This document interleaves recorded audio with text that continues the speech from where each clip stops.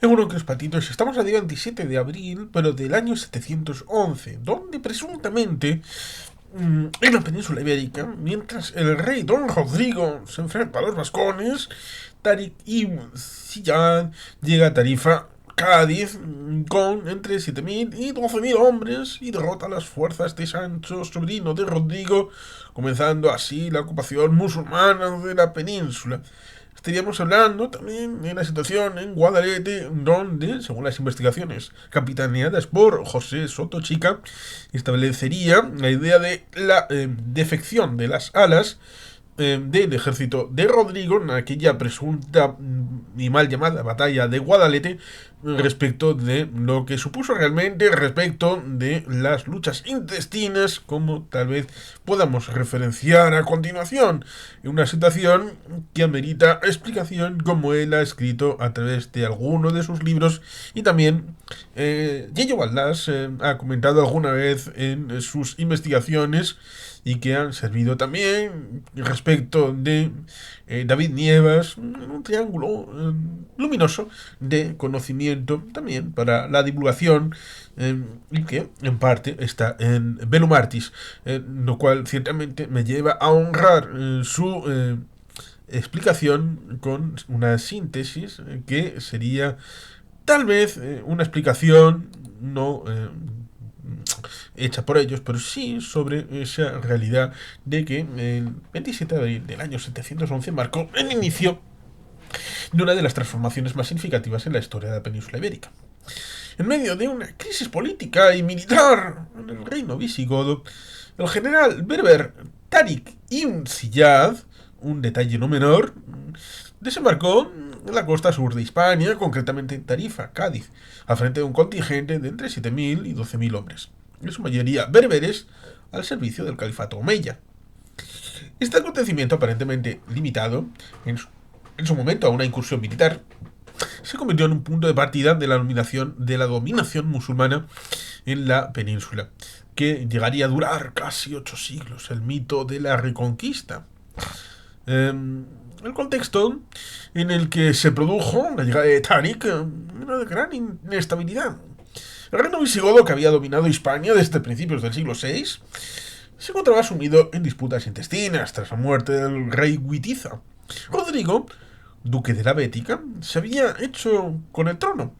pero su ascenso fue contestado por facciones nobiliarias que favorecían a los hijos de Witiza. Esta división interna, importante para el conocimiento y el reconocimiento posterior, debilitó la resistencia visigoda ante esa invasión islámica. Ciertamente, la situación climática y la pluviometría también jugarían un papel importante en la economía de la región. La península ibérica, con su marcada irregularidad de precipitaciones, sufría en esos momentos crisis periódicas que afectarían a la agricultura, en esos momentos en el que era una parte sustancial del tema económico, lo que en momentos de inestabilidad política podía agravar esas tensiones sociales y militares. Una falta de insumos, ya sea para el ámbito civil como para los hombres en armas. En este contexto, la llegada de los musulmanes encontró una población que en algunas regiones podía haber estado predispuesta a aceptar ese cambio de dominio. Mientras Rodrigo se encontraba en el norte, luchando contra los vascones, Tomwit Vasconum, que heredaron algunos reyes visigodos. En ese intento de consolidar su autoridad, Tarik ibn Ziyad aprovechó la oportunidad para desembarcar en la península. Su expedición había sido organizada, en teoría dicen, con la colaboración de un tal Julián, el conde Don Julián de Ceuta, quien posiblemente buscaría venganza contra Rodrigo por un agravio personal, dicen que relacionado con su hija. Además, la penetración islámica en la península se circunscribiría en la dinámica expansiva del califato omeya, que habría conquistado grandes extensiones en el norte de África. Desde el nacimiento del Islam, en el siglo VII, la expansión musulmana habría encontrado diversos focos de resistencia, en particular en el Imperio bizantino, que aún existía. Recordemos, Bizancio llegará hasta 1453 con la caída de Constantinopla y la desaparición no ya de Bizancio, porque sería tal vez extemporáneo, y esto lo hemos comentado alguna otra vez en el canal, hablar de Bizancio porque era suponer en que la herencia a través del Imperio Romano, a través del Imperio Romano de Occidente y luego a través del Sacro Imperio Romano Germánico, iría por esa beta, y no el hecho de que el Imperio Romano seguía existiendo en el Imperio Romano Oriental y que los llamados bizantinos se llamaban así realmente a sí mismos romanos. Pero Bizancio, tal y como la propaganda del Imperio Sacro Romano Germano, Sacro Romano Imperio Romano Germánico, bueno, pues había mantenido esa fuerte presencia en la costa sur de la península ibérica, cosa que no se suele comentar. Amigo Juanjo González, a través de Josué Soto Chica, lo descubrió y le pareció un aspecto interesante e importante respecto de esa franja conocida como la provincia de España, que había logrado conservar hasta el siglo VII. Es decir, estamos hablando de prácticamente unos añitos antes del 711. Sin embargo, la presión visigoda terminó por expulsarles, debilitando la posición de Bizancio en Occidente. Mientras tanto, en el norte de África, los llamados bizantinos también resistieron la expansión islámica durante varias décadas, hasta que Cartago finalmente cayó de manera definitiva en manos musulmanas en el año 698. La caída de Cartago marcó un punto de inflexión. En la región, los coptos, así como otras comunidades cristianas locales, habían jugado un papel ambiguo en la resistencia bizantina. Si bien algunos colaborarían con Bizancio, otros prefirieron someterse a los nuevos gobernantes islámicos, quienes en muchos casos ofrecerían mejores condiciones fiscales e incluso religiosas que las impuestas desde Constantinopla, lo cual digamos que fue el alma concupisciente la que les entró a los queridos fratelli, y por tanto ahí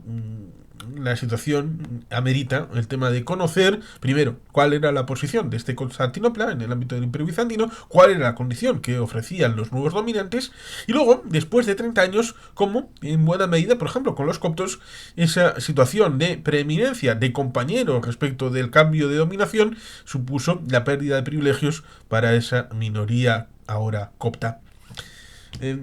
Esa caída de Cartago permitió a los musulmanes consolidar su dominio en el Magreb y establecer una base de operaciones para esas futuras incursiones en las que se incorporaría la incursión en la península ibérica. La relación entre bereberes y árabes en esta fase inicial de la expansión islámica también sería compleja, teniendo en cuenta las consecuencias que ha tenido incluso actualmente respecto de la población que existe en Marruecos o en Argelia, que prácticamente un 40-45% sería de esta etnia bereber respecto del total de la población, siendo menos en Libia, a pesar de que fue un factor importante en la primavera árabe el tema de la arabización forzada a manos del antes conocido como coronel Gaddafi. Los bereberes, aunque convertidos al Islam, no gozaban de la misma consideración que los árabes dentro del califato omeya. Esta tensión que se reflejaría en revueltas posteriores y en la configuración política de Al-Ándalus. Sin embargo, en 711 la colaboración entre árabes y bereberes permitió un avance más o menos rápido y más o menos eficaz. Tras desembarcar en Tarifa, las fuerzas de Tariq avanzarían hacia el interior y encontrarían con el ejército visigodo comandado por Sancho, sobrino de Rodrigo. En un combate decisivo, las tropas musulmanas derrotarían a las fuerzas visigodas, consolidando la posición en el sur de la península. Esta victoria inicial permitió a Tariq establecer una base segura y prepararse para un posterior enfrentamiento mayor con el propio rey Rodrigo, en lo que sucedería la mal llamada Batalla de Guadalete unos meses después. La llegada de Tariq ibn Ziyad y la caída de esos visigodos no fueron hechos aislados, sino un resultado de un proceso complejo en el que combinaron ambiciones políticas, traiciones internas y la habilidad militar de los invasores. Con esa derrota de Rodrigo en la mal llamada Batalla de Guadalete, el camino quedaría abierto para la expansión musulmana hacia el interior de la península, lo que llevaría a la rápida caída de Toledo y otras ciudades clave en los años siguientes.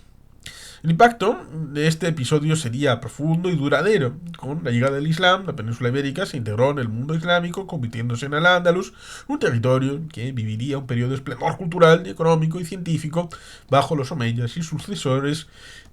Al mismo tiempo, la resistencia cristiana en el norte comenzaría a gestar la llamada Reconquista, un proceso que definiría la historia peninsular hasta la caída del Reino de Granada en 1492. En definitiva, el desembarco de Tarik y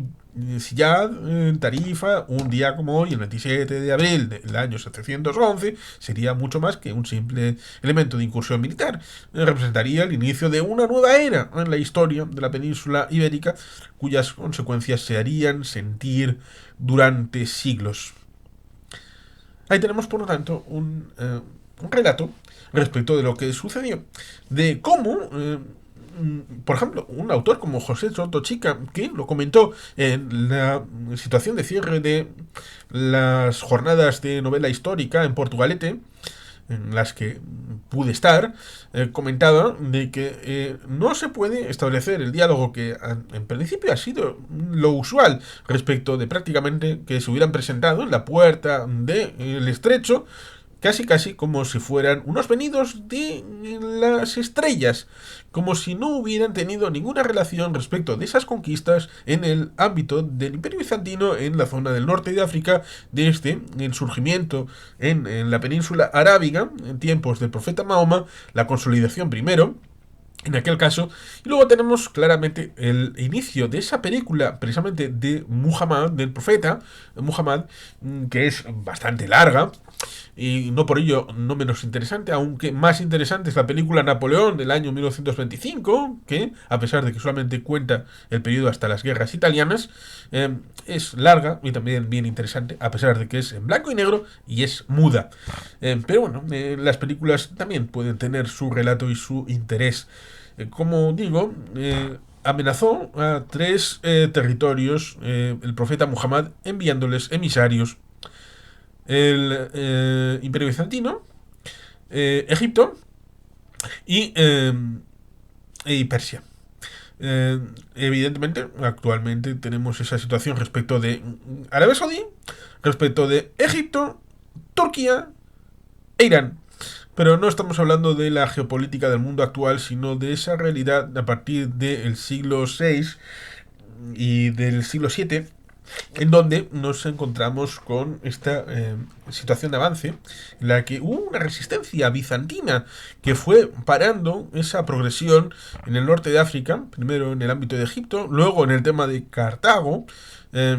con la situación en la caída en el 698, el hecho tan importante como la toma y reconquista, ya en la propia situación de esta evolución en el norte de África, con esa realidad respecto de árabes y bereberes, una situación respecto de lo que posteriormente ha sido una realidad y que se sustenta en la base de que el Sagrado Corán se está escrito en árabe y por tanto la preeminencia del árabe es una base fundamental, a pesar de que técnicamente esos bereberes se habían convertido en base a unas promesas que tal vez luego no se cumplieron del todo y por tanto eso pudo suponer una disfunción respecto de la organización jerárquica y luego la evolución respecto de los diferentes califatos y estructuras dependientes tal vez de Damasco o independientes de Damasco, con situaciones que evidentemente otras personas tienen mayor conocimiento más allá de esta sucinta definición que puede ser contestada por parte de vosotros que conocéis más este asunto, pero me parecía interesante hacer esta efeméride en un día como hoy porque tenía esa realidad. Quizá desde el punto de vista múltiple podríamos hablar respecto de los vascones, en qué situación estaban, respecto de lo que pudiera luego posteriormente suponer la creación del reino de Pamplona y posteriormente el reino de Navarra, que culminará con el nombramiento de la elevación del pavés el rey Íñigo Arista o Eneco Aritza. La situación respecto de esa zona intermedia con los Banu Qasi, los hijos de Casio. Luego, ciertamente, la situación en Roncesvalles, en Rozábal, con ese conversatorio que tenemos con el señor Xavier Irujo, y con quien hemos hecho algún que otro conversatorio más, y que encontraríamos ciertamente una visión interesante respecto de la idea de la tradición en el ámbito territorial, respecto de ese rey que se convirtió al cristianismo, pero cuyo hijo tuvo esa deferencia respecto de no tener clara la situación de la unificación que había pretendido de la península ibérica, y revelándose al final de su mandato y al final teniendo esta situación. La visión de José Sotochica respecto no solamente del ámbito de la conquista hacia Bizancio de estas huestes del Islam, sino también la visión respecto de la debilidad interna de estos documentos que demuestran la situación agrícola y ganadera, el tema climático, como un elemento fundamental respecto de luego la realidad que, por ejemplo, en el ámbito bizantino también tuvo respecto de tener mejores o peores cosechas a la hora del tema económico, y también pudiera meterse el tema de salud a la hora de algunas pandemias, porque alguno puede pensar que la situación de debilidad de salud es algo actual, inducido a veces por algunos biolabs que están construidos por la OTAN y vete a saber qué cosas más, a través de Soros y Quanon y todo esto. Pero, evidentemente, no creo que haya nadie que sea capaz de hacer ver que esas debilidades del Imperio Otomano, luego, y del Imperio Bizantino, antes, y del Imperio Romano, mucho antes, en buena medida, son culpa de biolabs que han instalado Soros y compañía. Y existieron esas situaciones de dificultad sanitaria, cosa que evidentemente debilitaba internamente el imperio y hacía más posible que hubiera algún agente externo que lo conquistara, o por lo menos partes de estos territorios. La situación de desembarco, en principio, pudiera establecerse como un elemento de tanteo, pero 7.000 o 12.000 hombres no serían mucho de tanteo, o sí serían de tanteo. La idea de la llegada a Tarifa, en Cádiz, presuntamente, tendría esa situación respecto de esa primera confrontación con las fuerzas de Sancho, sobrino de Rodrigo. Todo ese vector respecto de lo que supone la realidad de la debilidad interna, más allá del tema de la mesa de Salomón, que supuestamente estaban bajo 7 llaves dentro de una torre, y que cuando se enteró, entró y no debía verlo, y visualizó que la profecía se refería a sí mismo y que era el final de todo. Eh, Estas cosas que tal vez luego a posteriori se van tejiendo respecto de la narrativa, y que pueden servir precisamente para tener cierta nostalgia del pasado perdido y tratar de visualizar la idea del futuro por construir y por alcanzar. Es una idea que podemos incluso justificar no solamente por escritos como la Chanson de Roland o el Miocid como elementos literarios de interés de la época, casi como si fueran un Homero, que van de pueblo en pueblo, de taberna en taberna, de fiesta en fiesta, contando oralmente y luego acabando siendo transcritos estas historias más o menos fantásticas, y que nos encontraríamos ciertamente con el paralelo respecto de las catedrales góticas, que no fueron concebidas para ser ejecutadas y inauguradas por la persona que las decidió construir, sino era una apuesta generacional que trascendía más de una heredad, más de una generación, valga la redundancia, y por tanto era un esfuerzo más grande que la vida, más grande que una vida humana.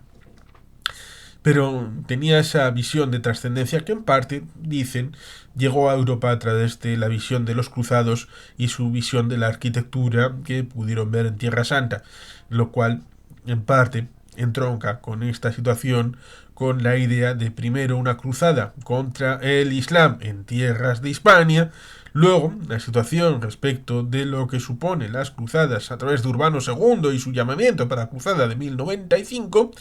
Y luego lo que supuso la cruzada albigense con el Papa Clemente y la idea de acabar con esos malditos cátaros, hasta el punto de aquella supuesta soflama de, Monsegur respecto de matarlos a todos, que Dios ya sabrá elegir a los suyos, o mejor que elegir, sabrá distinguir a los suyos. Ahí, por lo tanto, tenemos una realidad compleja, porque posteriormente tendrá como base el tema del relato de la Reconquista. Eh, Más allá de los datos existentes respecto de lo que sí fue una realidad, nos encontraríamos luego con el tema de Covadonga, el tema de la batalla, como reacción respecto a lo que sucede en este día, respecto a los sucesos de 711, eh, con esa batalla de Covadonga, la supuesta constitución del reino de Asturias, luego traspasado al ámbito de León, León-Asturias, y luego el tema de Castilla, y toda la evolución en la Alta y Baja Edad Media, que son periodos de muy larga duración, pero que a fin de cuentas configuran esa especie de espectro ideológico político a la hora de establecer la conexión ya luego con Enrique IV, la Casa de Trastámara, la evolución respecto de lo que supuso Isabel de Castilla, con la realidad de poder unirse tal vez a Portugal, pero luego al final no, y era con Aragón, el acuerdo de Caspe, con Ferran el Católic, y la corona dual con Isabel y Fernando, Fernando e Isabel, y finalmente en 1492 como elemento en donde, como hemos comentado alguna vez, por un lado, podríamos decir respecto de el final de esta Edad Media,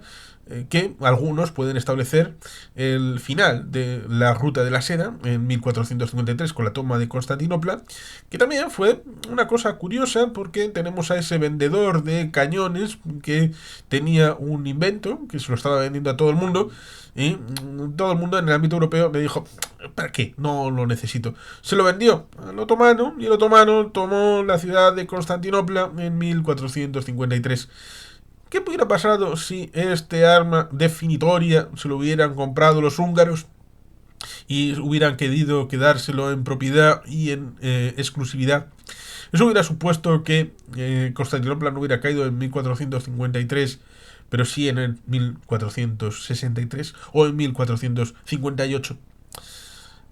Y por lo demás, esa finalización impilió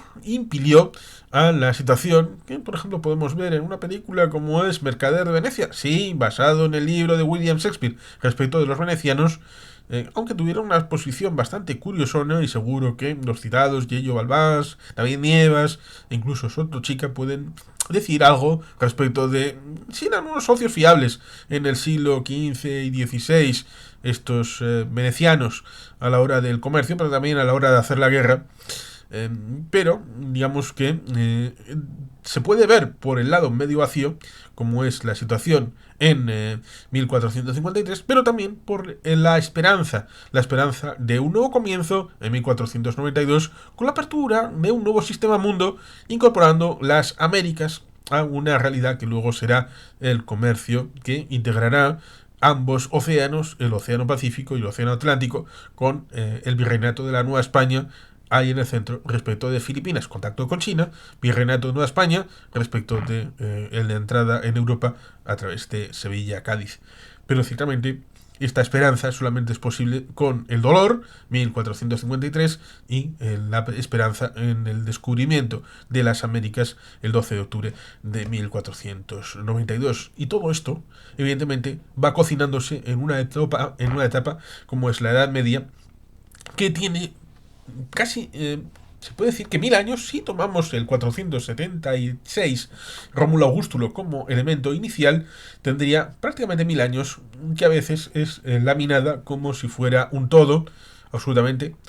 opacada, como el periodo de oscuridad, y eso evidentemente es del todo punto injusto. Y más allá de lo injusto, que es tirar a la basura 1000 años de historia, eh, sobre todo pensando que estamos hablando de la Europa occidental, porque otros tienen tal vez otra cronología, tal vez otra composición de las eras y de las épocas, nos encontraríamos ciertamente en el ámbito de la península como este elemento fundacional que hace importante durante un poco de años, un periodo bastante corto de años, de 711 tal vez al 722-724, con la hipotética batalla de Covadonga, tal y como se establece en la idea del tránsito desde el imperio del reino del territorio de los visigodos al pequeño reino de Asturias como refugio, como barcaza que a los bueno, no conquistados, a los no integrados, y por eso hay una situación de ese libro que presentó, creo recordar, fue el que presentó, creo, en Portugalete, de una antigua esposa de Rodrigo, que luego se integra en el ámbito de la realidad de lo que supone la nueva existencia con los invasores cediendo. Es decir, aquella idea del junco chino que se dobla, pero nunca se llega a romper y que luego se puede poner de pie frente a los intransigentes, como pueda ser ese Pelayo, que no acepta ninguna de las reglas de los invasores y no está dispuesto a confraternizar con el enemigo. Y ahí tendríamos el comienzo de esa etapa aparentemente llamada como Reconquista. No sé si ha servido para referenciar de una manera sucinta. Espero que haya servido más o menos para situar, hacer a la gente interesarse por los programas en Belum Artis, leer los libros de José Soto Chica. Así pues, sin más, queridos patitos, es que ricasco, agur, pero bat, Betty Gelpian.